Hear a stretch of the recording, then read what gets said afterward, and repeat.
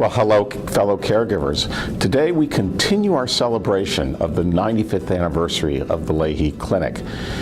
In past discussions, we have been speaking with caregivers about their experiences at Leahy, but today we're going to do something a little bit different, and we are going to speak with a patient. We're going to speak with Jeff, who in fact volunteered and wanted to tell his story. Welcome. We are thrilled to have you with us. It's a privilege to be able to speak with you today. And so I wonder if you could tell us what brought you to Leahy.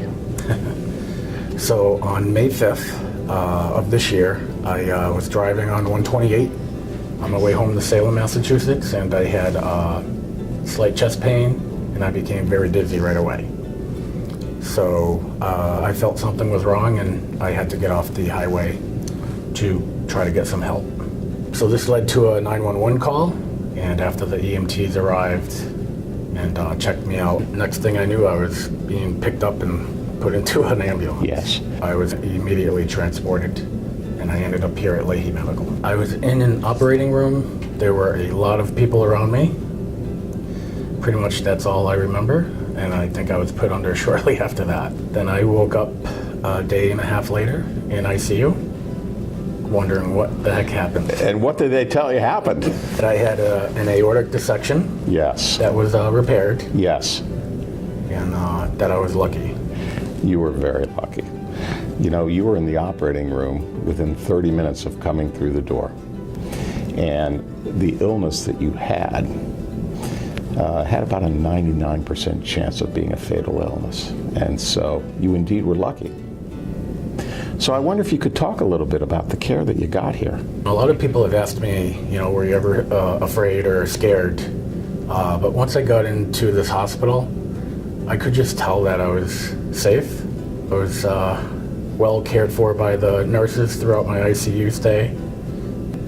I couldn't thank them enough. They were very helpful in terms of helping me out and getting me through this. Is there anything that stands out in your memory in the care that you got? Everybody was very caring, empathetic, and they listened. What happened after you went home from the hospital? The visiting nurses came around. They were a resource for me when they came to my apartment, or when they weren't there, I could call them and get some questions answered. And well, that was very helpful to recover. You have a family? I do. I'm recently divorced, but I do have 2 children, a boy and a girl, Max and Hadley.